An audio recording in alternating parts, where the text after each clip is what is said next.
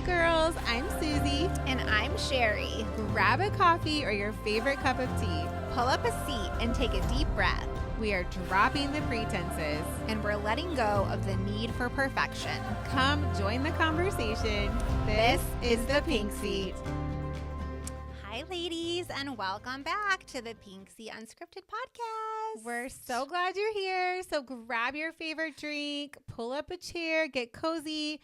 Or maybe you're driving your kids to another sporting event. We're it's just so excited to be with you on your drive. I recently met a girl who said she listens to us on treadmill. I love said, that's a great idea. Shout out, Meg. Yes, and Carrie said, I love driving to work with you girls. Perfect. So it's like we're in your car. I think my sister does that too. I think it's a part of like her little morning workout routine. She kind of pops us in and listens. So I love that no matter what you're doing, just put us on and we can be in your ear. It was so fun the first time I listened to our podcast in the car because I'm like, that's us, like on the little thumbnail photo. I'm like, I can't believe we're official. It's still so fun. I was at a school event probably 2 or 3 weeks ago, and I had one of the ladies come up to me and say, hey, I listened to your podcast. You and did I was not. like, stop it, you did? Like, thank you, Tammy. And it was like someone I hadn't like even talked about, you know, the podcast with or anything. No like it was totally way. random. She must have seen like a post or whatever. And yeah, she was hemming pants, she said. And she goes, I put you on and it was so fun. And I loved listening. And I was like, thank you. That just made my whole day. Yeah, We're so thankful for each of you. That we're not just talking to dead space every week. I know. Could you girls please leave us a comment? I love reading the comments. So leave us a comment and tell us like what you do when you listen or where you're listening from, because sometimes I assume you all are like right here, like central New York, but maybe you're not. Maybe you're listening from somewhere else. So I would love to know. And I just want to say thank you for being our friend. Yes, right? That's what we've been talking about. Actually, today is part 2 of our 2-part podcast on friendship because there was so much to say we couldn't. Oh my goodness. We could have went on and on in last week's podcast episode. So I was like, we have to split this up. But here's the thing. If you missed last week, this week will stand alone. Yeah, so you don't have to go back and watch it if you feel like. Because I hate things that are hanging over my head to do. So if you want to, you can. If you can't get to it, you will not be lost. No, we're all busy. It's hard to like try to catch up on podcasts. I mean, you can, but it can be, it's hard to do that sometimes. How was your weekend? It was good. My weekend was pretty unproductive for the most part. A lot of reading and kind of just hanging out. I didn't tell you I cleaned half of my garage. Yay! I know. Good. I know. We have never been clean garage people ever, ever, ever.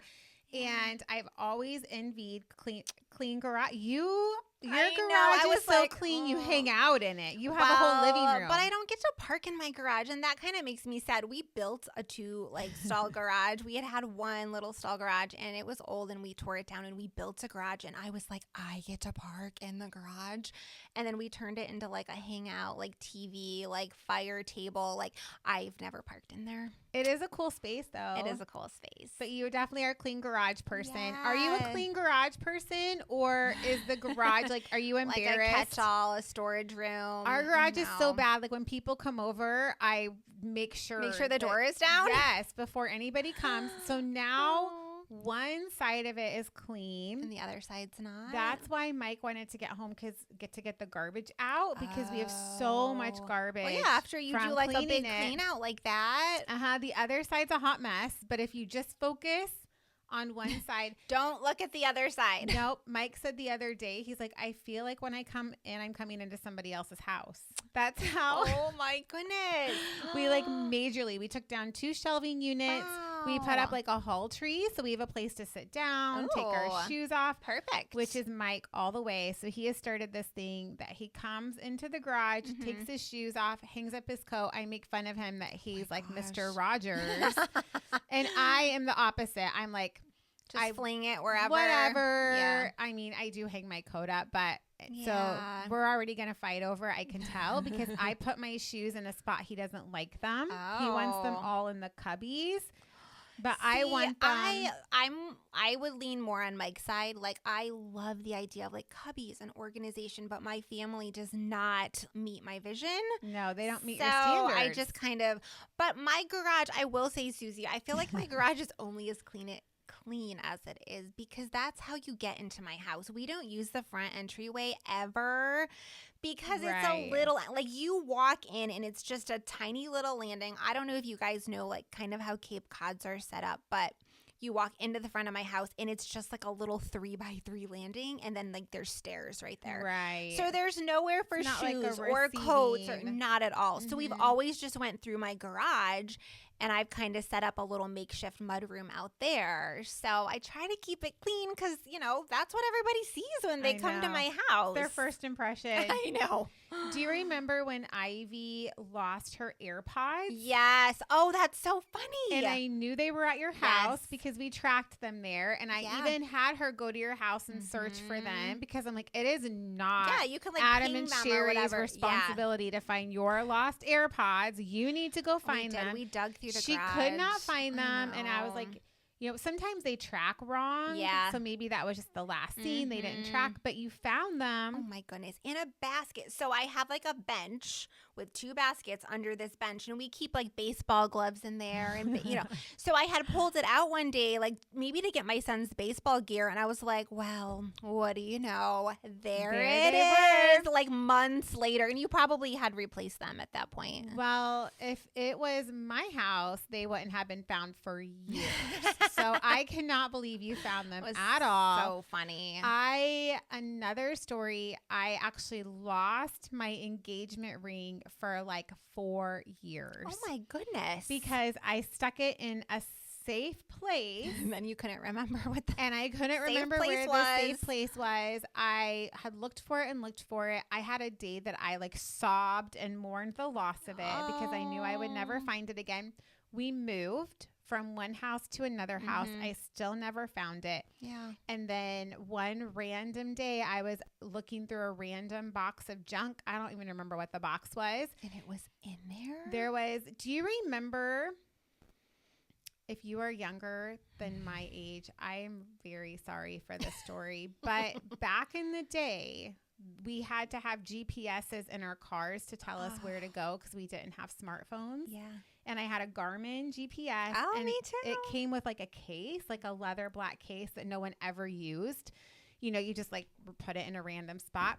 I had put my ring in the pocket. Oh my goodness. And I was about to throw the case away, but I saw something round in the pocket kind of sticking through the leather. And I was like, okay, no, could it incredible. Be my engagement ring? Wow. Why would you have ever put it in there? That's God so funny. Only knows. Because I could not, whatever I was doing, I thought, oh, I'll just stick it right here for now, and then never got back to it. My kids were very little. I blame the lack of sleep. I don't know. Oh yeah, we do crazy things. But I found it. Yay! I'm glad that you found it. That's a pretty important thing to lose. So it's actually currently broken. I know, mine is too. No. Is it really? So I lost like the diamond out of it years ago, and it's like I never went and like got it clean. Like there's no warranty on this thing. Like it's done. So, and honestly, I mean, my style has kind of changed over the years, so it's not really a ring that I would probably go and like replace the diamond in. I'm just holding out for. You don't love the setting anymore. I don't. And the main diamond's gone. Exactly. So it just sits there, and I'm like, it's okay, it's fine. Someday, you know, it's not a priority. It's a someday thing. So mine, I've had it resized, I think, too many times for my weight fluctuating. And it has like a crack close to the setting, like the main diamond, and it pinches my finger when I wear it. So I haven't been wearing it, and so I finally took it to a jeweler, and they said the diamond is also very, very loose, so it needs the whole thing replaced, and it's like $700, and I just do not have $700 well, that I want to spend on yes, that. I was going to say that's not the priority right now. And I No. like, we could go, I could go get a new diamond. Like my husband would go get me one, Right. but that is not a priority right now. I honestly don't care, Susie. I just kind of don't care right now in my And life. do you ever think too, like that's the styles are going to keep changing? Yeah. So if you wait a little I longer, then in know. 5 years you can have something that Yeah. you'll love for longer. Well, because you've seen, right? Like even when we got engaged to now, like all the different styles of rings Right. and like some do diamonds all the way around, some have them on the side, some have, actually the one that I have is like a bunch of tiny, like there's so many diamonds in this ring. And I'm like, I'm kind of over that look. And I would want just like one nice big $20,000 diamond. Well, I bought a fake wedding ring, so that's what I've been wearing. That's okay. That's what I have on, girls. I'll just tell you. And you know what's funny? I get complimented on this ring all the time. And I'm just like, thank you so much. If they only knew this thing was like $20 on Amazon. Well, now you can also get lab created diamonds, and they're Yes. not that expensive. No. And with the naked eye, no one can That's tell. just it. Do you have an issue with the lab created diamonds? I really don't. It's funny. There are certain things, I guess, that you want to be, like, oh, is that genuine or whatever. I guess I don't really care. Like, I'm not I don't care either. truly, I'm just not much of a jewelry girl. I like to wear it, but it doesn't have to be like real. Like, I can't tell the difference on other women, and they're not going to be able to tell the difference on me. So I'm kind of like, who cares? I agree. Give me the faux, Yeah, whatever. Totally fine by me. I'll rock it. Yeah, 100%. It's totally fine. I do tell people though, like when someone did say, wow, someone loves you. And I said, well, it's fake. I bought it for myself, but someone does love me. Someone does love you. Yeah. So we're on our week 2, part 2 of friendship. And we talked last week, we really challenged you to reach out to a friend, text somebody. Did you guys do that? We want to know. Leave us a comment. Let us know. Did Let you us know. text anyone? Did you call anyone? And how did it go? I know. How did it go? We're curious. Because it can be hard. We talked about that a little bit. It's stepping out of your comfort zone, which is never really easy. And we get kind of caught in that whole cycle of maybe feeling a little sorry for ourselves and thinking like, no one is reaching out to me. I'm always the one who has to call them. I'm always the one who has to text. Why don't they do that for me? Right. And again, it's just getting out of our own way and saying like, it's not about me. Right. It's not about me. People Laying your pride aside. Yes. Yeah. Lay that pride aside, girl. It's true, because people have so much going on in their lives that we know nothing about, and we can assume. We make assumptions and we make it all about ourselves, and it's never really about us.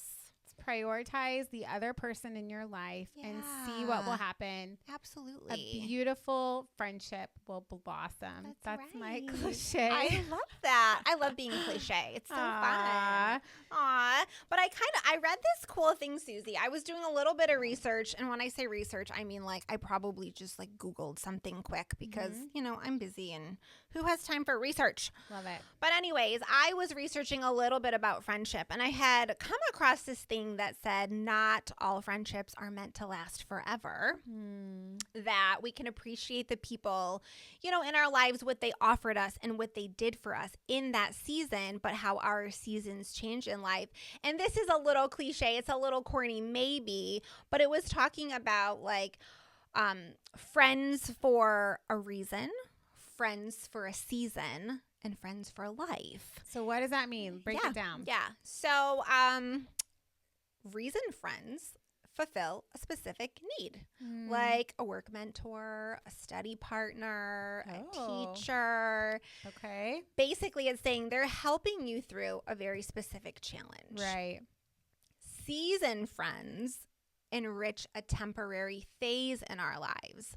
So they last for a longer period, but they're still normally temporary. So think like the girlfriends that you had in college, the friends that you had in school. Right. Like they're impacting you, but, ultimately a lot of times like we end up drifting apart from these people. Right. And not always. Like you might be one of those people where you're like, my best friends today are still the girlfriends that I had in college. And I think that's amazing. But oftentimes it doesn't always work that way. And that's okay. And that's totally okay. Yeah. But then, right? So, and then this one's kind of cool. There are lifetime friends that offer support and security through every stage of your life. And I'm actually blessed to have one of these girls in my life, like a couple actually that I can think of that I actually have been friends with since I was probably like, one of them is like probably 6 years old. I met her. She was in my wedding, like watching me have my babies. Goodness. I was the maid of honor in her wedding. Wow. And then another one, same type of thing. I met her as a very young girl, and it's like we've just seen each other through all the stages of life, through, you know, teenage years and marriage and motherhood and having babies. And so I don't know. Do you have any of these? Like, can you think of any examples of like season friends or reason friends? Or I have this many lifetime friends. Isn't that interesting? 0. I have 0. But I'm lifetime curious. Like, friends. if I'm feeling like I'm wondering if this is like normal though. Like, I think. Oh, Sherry, that's a hard one. Yeah. You know, growing up, I grew up in a little town in Indiana. Yeah. I did have a best friend that I met probably like late elementary school. Okay. She was in my wedding.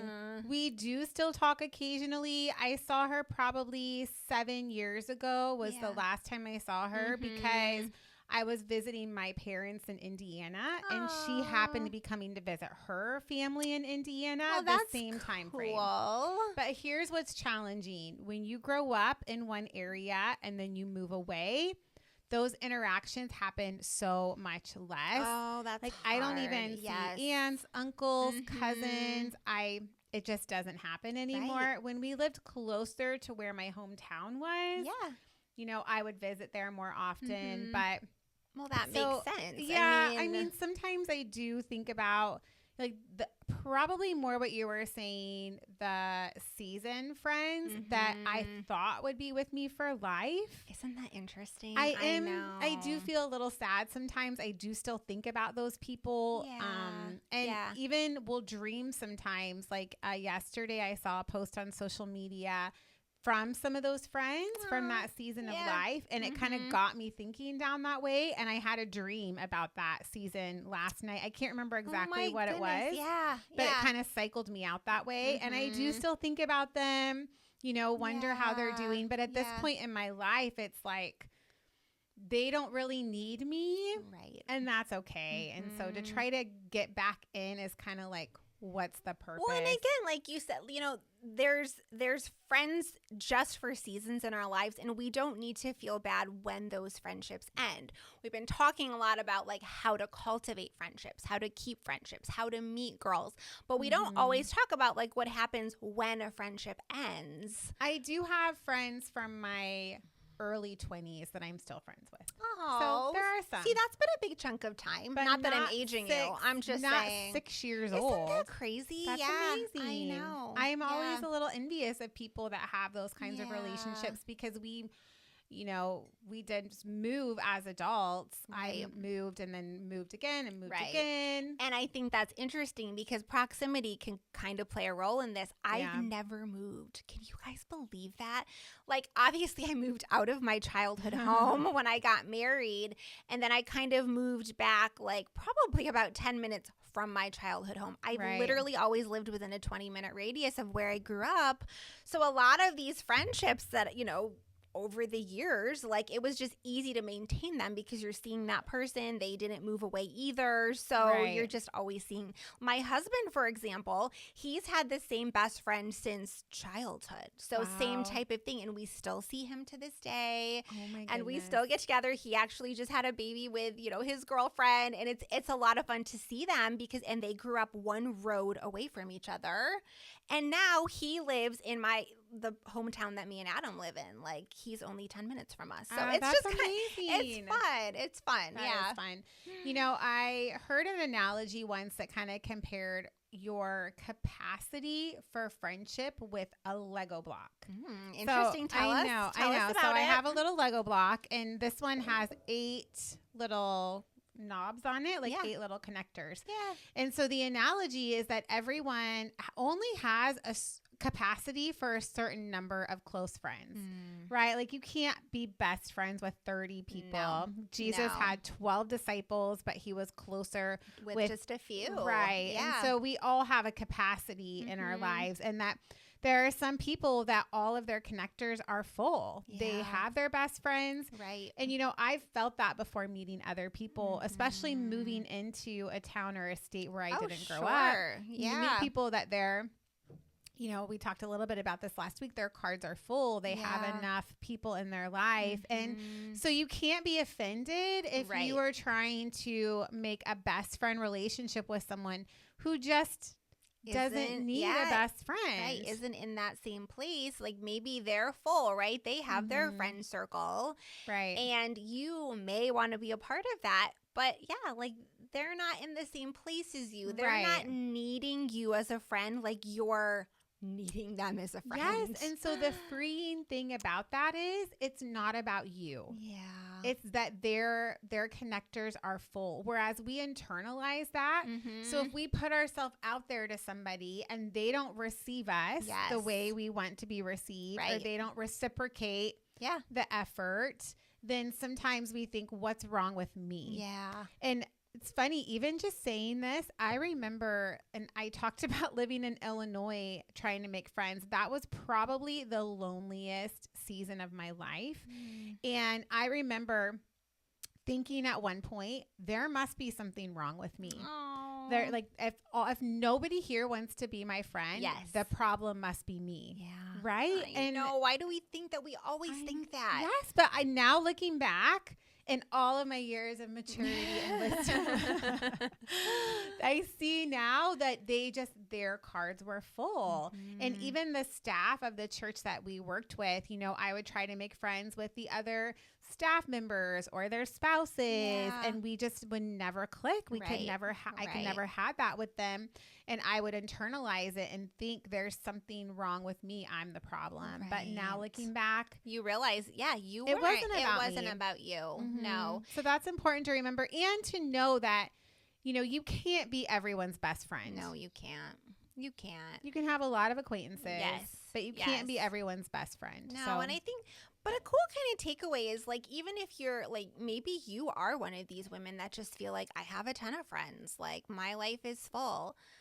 You can still make everybody feel like a somebody, right? Like you can still smile at someone. You can still talk to someone. You can still meet those needs of other women without necessarily having to, you know, take so much time with that person. It's sometimes just the littlest things to make somebody feel seen. There's always room for one more at the table. There is. They might not be the closest people to you at the table, but you can make room somewhere in that table, right? Absolutely. Because truly, like everybody needs friends, and you don't know what this person's going through. You may be the only person they've talked to, the only women they've talked to that week. Like they're just looking for a bit of encouragement, a hug, a smile, something. Just meet people where they're at. And that's really our hope for the Pink Seat is that you know that you belong here, that you have a place, you have a seat at the table, you're part of the conversation. Yeah, we want you here. We're so happy that you're listening. We're honored. Like I always feel, I don't know about you, I feel like humbled.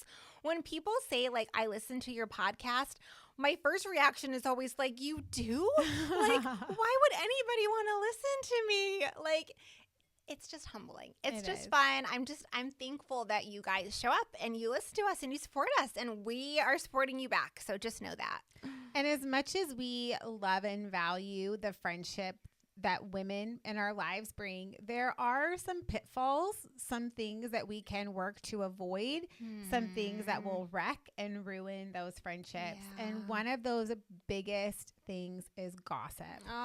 So let's talk about that for a minute. Goodness. Susie, we could do a whole podcast episode just on gossip. Unfortunately, it's sad. I mean, you don't want to stereotype, right? Like that all women deal with gossip, but it does seem like there is something in the way that women are wired. Yes. That this is just kind of a temptation that's easy for us to fall into. Would you agree? I agree, because honestly, it feels good, doesn't it? Right. In the moment when you're gossiping with a friend or you're sharing information that you know you shouldn't be sharing, it feels juicy. It feels good. It feels like, oh, like I know I probably shouldn't be talking about this person, but it makes you feel better, right? Yeah. What is it about putting other women down that makes you feel better? Right.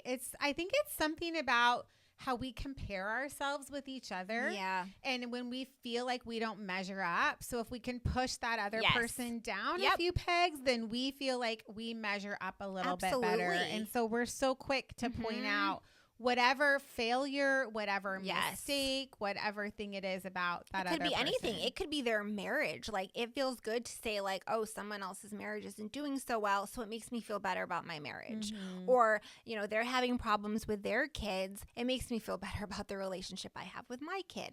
I mean, it's endless, really. But it's like, I don't know why we do this. It's evil, really. Do you remember when you realized gossip was a thing, like as a kid or as a teenager? I have a very distinct memory of being a part of a dance team, and the whole group of girls, this was in high school. I think I was like a sophomore in high school probably. And I didn't have many close friends in my school. And so this group of girls were all gathered together and they were all talking, and one girl would get up to go to the bathroom, and the whole group would start to talk about her while she was in the bathroom. That's the worst. And then they would come back, and then another girl would leave, and everyone they would talk about her. And I remember thinking, I cannot go to the bathroom. Susie's like, I will pee my pants before I go to the bathroom. I do not want to be. No, because you know that they would. As soon as you left the room, they would talk bad about you. You know, it kind of reminds me or makes me think about women that would date a married man thinking that, oh, I'm the love of his life, right? And not making the connection that if he would cheat on you or cheat on his wife with you, then he's gonna cheat. He's gonna cheat on. I mean, I suppose maybe not always, but that is. I mean, there's a high in their character, right? It's in the character, yeah. And so, but why is it so easy for us to slip into that? And you know, I think you can go into it even having good intentions. Yeah. And it can become... Well, you can do it right in the name of like, I'm worried about them. I just need to talk to you about this. Or, you know, I don't really know what to do with this information, so I just need to talk to you about it. When really you really don't need to talk to anybody about it. I mean, I guess maybe there would be certain situations you could bring to a very trusted friend that you know they are not going to repeat this business if it's really something serious. But most of the time, Susie, come on, we're not gossiping about something really serious. Well, I think, too, when you're gossiping with another person, you feel a sense of belonging with them because you have a shared information. Yeah, it instantly connects you. But what it's doing is it's also separating someone else from their friend. And Proverbs 16:28 says, a gossip separates close friends. And that really so true. We both have teenage daughters, and so we watch this perspective of what happens to our daughters when gossip is involved in their relationships. Well, it ruins everything. It literally drives a wedge right in the middle of friendship when you start gossiping about the other person. And I mean, I know my daughter has been the victim of gossip, and she's also been the perpetrator of gossip. So you see both sides of it. Yeah, and it also talks about it in Proverbs 17:9. It says that when you foster love, you cover an offense, versus a gossip separates close friends. Yeah. So it's two different sides of the coin. So when you have information about someone that's true, right? Gossip isn't spreading rumors. Right. And I was trying to explain this to our little foster kiddo. He's 11, and he was saying that I'm afraid this rumor is going to go about me to the school that I have this girlfriend. Oh. But he does have a girlfriend. So I was like, buddy, that's not a rumor. That's just the truth. Right? Yes. And I mean, it would be gossip, but it wouldn't be a rumor. Right. And a lot of gossip, I mean, some of it's not true, but some of it is. Right. And it's the difference between saying, I know something wrong, even that someone else did. You have a choice. Are you going to cover it? Right. If you cover it, you're fostering love. Yes. or are you going to expose it and separate friends? Well, it's like that verse in the Bible. I don't exactly know where it is. You might, but it talks about like the power of death and life are in the tongue. Yeah. So really, we don't always think about that, but what we say, kind of like what you were saying, it's like you know, you're either covering somebody in love or you're not. Like, you know, our words have so much power behind them, and we don't even think about that. I also think about the scripture that says love covers a multitude of sins. That too. And that's what being a good friend is knowing somebody and saying, you made a mistake. You did the wrong thing. Right. But I'm not going to share. Exactly. And that is something that, oh my goodness, do I ever value in friendship. Well, there's nothing like it. I mean, you want to find those women in your life that love, you can trust. Yes. That aren't, you know, airing your dirty laundry to other people. And here's the other thing. If you share something with a friend and they gossip about you to someone else, don't give them more information to share about you. Like that is kind of a test, a litmus paper. Like if they're sharing the little things, then they're going to share the big things. You better count on it, because not everyone is worthy of that. Not everyone deserves to have that piece of you, right? No, that's reserved for just a few people, really. Yeah. You can have a pretty big friend circle, but you know, a lot of times you're not going to tell these women everything. You're going to share your heart and like those little secrets with just a few people. But last week you talked about if you want to have a friend, be a friend. You have to. And there's no better way to be a friend than to cover an offense for them. I love that. That's so true. Instead of exposing it and putting their stuff out all over. Well, it's so mean to do that, really. Like, you know, it's like you see little girls doing this almost, right? But sometimes, like, don't you feel like women like our age, they can be so catty and they can be so mean, and it's like you get your feelings hurt all over again. Like, oh, I remember you guys. So I was homeschooled. For those of you who don't know this, I was homeschooled.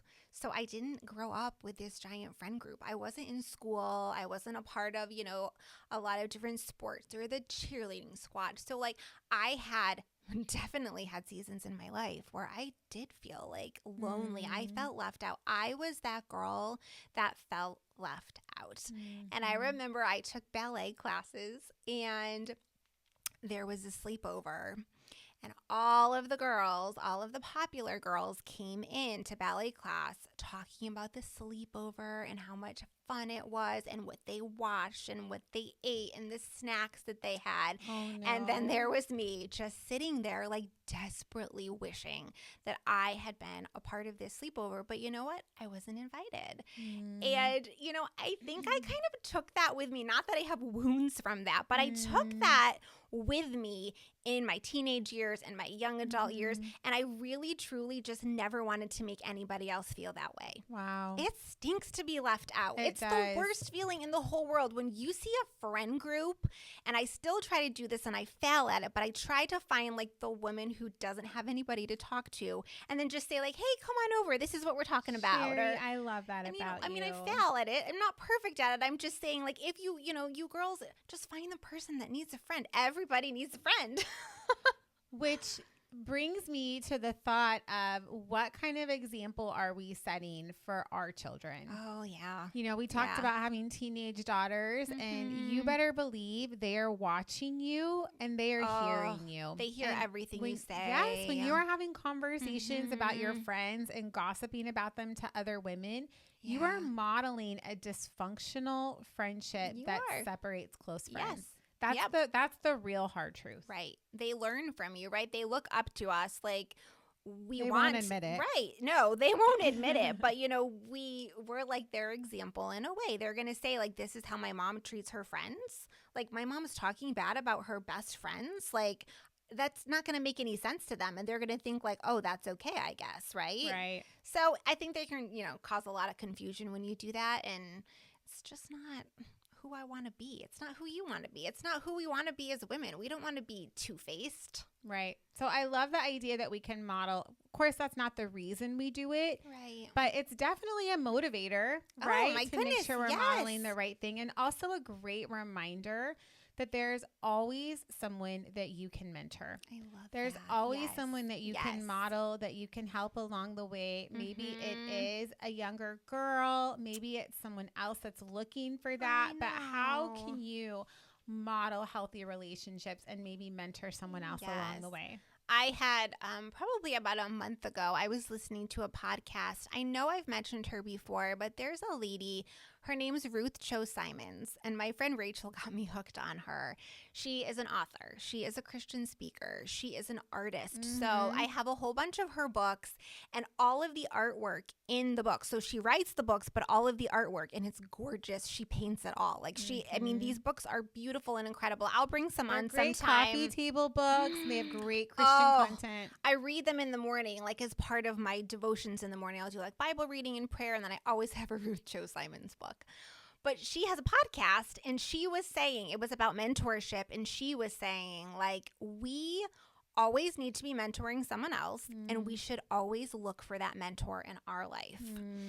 And it was funny because, you know, I had thought about, like, well, who have been the mentors in my life? You know, my mom has been a spiritual mentor in my life, and it kind of made me laugh because I started thinking about these clients that I have, like the older women in my life. Okay. But one of these ladies, she's so funny. She doesn't listen to this podcast, so I can share this story. But she's like in her late 80s, and I go and clean for her once a month, and we have, Susie, the best conversations. Wow. She's like a mom of 4, like all her, you know, children are grown up. She's got grandchildren now, but she doesn't drive. She's just kind of like a shut-in in her little apartment. But it was so funny because obviously we have just gone over Christmas break. Yeah.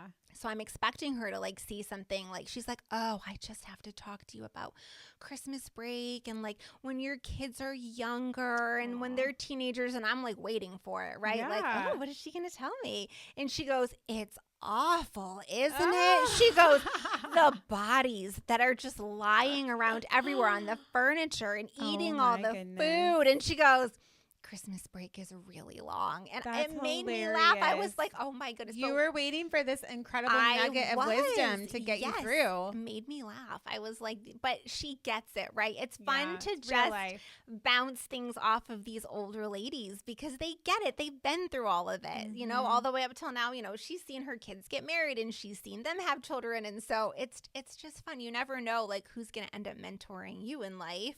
It can be unexpected people like my 88-year-old That's amazing. cleaning client. I think you just have to keep your eyes open. You do. And be willing, if there's someone that you want to get something from, be willing to serve them. Be willing to do something for them, to take something off their plate, to help them along the way too. Right. And if you don't have kids, right, like we talk about mentoring our daughters or, you know, how our daughters will listen to us. There's always someone. There's a niece. There's someone, you know, there's always people in your life, a friend's daughter or whatever that looks up to you. You never know who's looking up to you. So, yeah, I have got some great nieces and we have a good relationship. So, well, we are praying for you and your friendships that God continues to grow them, whatever season of life you're in, whether it's a friend for a reason or a season or a lifetime, regardless of how many connectors. Maybe your connectors are full, maybe they're empty. Right. Remember, don't be discouraged. Keep trusting God with all of those relationships and those friendships. Yeah, and he will bring the right friends into your life. He really will. If you're trusting him, those friends are, you know, honestly, I didn't meet some of my very best friends until later in life. You know, in my 30s, I mean, I met Susie 8 years ago, something like that. You know, some of my very good friends, like they weren't friends for, you know, my whole life. They were friends that came, you know, later in life. So they're out there. There's so many wonderful women out there for everybody. It's so true. And if you have a friend that you feel like could use a little bit of encouragement, a little bit of reminder that they're not alone, we'd love for you to share this with them, text them the link. And here's the thing too. Maybe text it with a little note of, hey, I just wanted you to know I'm praying for you today. Oh, it means so much. Right? It really does. I love that you talked about celebrating too. Like, let's celebrate the wins in each other. Yeah. Let's celebrate the birthdays. Let's celebrate the Yes. anniversaries, the moments, the promotions. Because it means so much, right? Like when you're, when you're going through something, you want to be celebrated. Right. So your friend does too. Yeah. When they're buying the new house or when they're getting promoted or, hey, when they're going on vacation, tell them yay, right? Like, good for you. Like, celebrate those things with them because if it's exciting for them, like they want someone to cheer them on. And absolutely. And we hope that the Pink Seat is a place that you too will feel cheered on and celebrated and encouraged. So we're praying for you this week. Let us know in the comments how we can pray for you, and we'll see you back again right here next Wednesday. See